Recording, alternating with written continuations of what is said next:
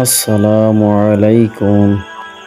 সুপ্রিয় বন্ধুগণ, আজকে আমরা জানব মা আয়েশা রাদিয়াল্লাহু তাআলা আনহা সম্পর্কে। মা আয়েশা রাদিয়াল্লাহু তাআলা আনহা ছিলেন রাসূল সাল্লাল্লাহু আলাইহি ওয়াসাল্লাম এর স্ত্রী এবং ইসলামের প্রথম খলিফা আবু বকর সিদ্দিক রাদিয়াল্লাহু তাআলা আনহু এর কন্যা। তিনি হিজরতের কয়েক বছর আগে মক্কায় জন্মগ্রহণ করেন। ছোটবেলা থেকেই তিনি ছিলেন খুব মেধাবী ও স্মরণশক্তি সম্পন্ন। তিনি অল্প বয়সে রাসূল সাল্লাল্লাহু আলাইহি ওয়াসাল্লাম এর সঙ্গে বিবাহ বন্ধনে আবদ্ধ হন এবং হিজরতের পরে মদিনায় সংসার জীবন শুরু করেন। তিনি ছিলেন রাসূল সাল্লাল্লাহু আলাইহি ওয়াসাল্লাম এর প্রিয়তমা স্ত্রীদের অন্যতম এবং তার কাছ থেকে ইসলাম, কুরআন, হাদিস ও জীবনবিধান সম্পর্কে সরাসরি শিক্ষা লাভ করেন।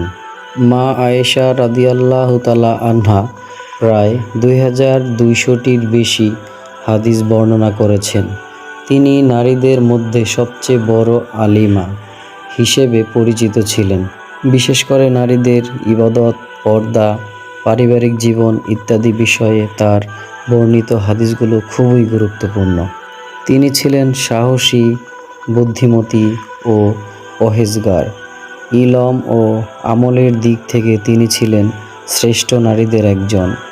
তার জীবনে কষ্ট, শিক্ষা ও দ্বীনের খেদমতের অনেক দৃষ্টান্ত আছে, যা আজও মুসলিম নারীদের জন্য অনুকরণীয়।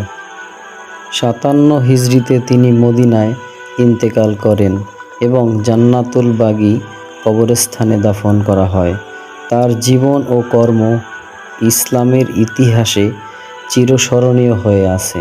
মা আয়েশা রাদিয়াল্লাহু তাআলা আনহা এর জীবন আমাদের শিক্ষা দেয় জ্ঞান, চরিত্র ও দ্বীনের প্রতি ভালোবাসা একজন নারীকে কত উচ্চ অবস্থানে পৌঁছে দিতে পারে।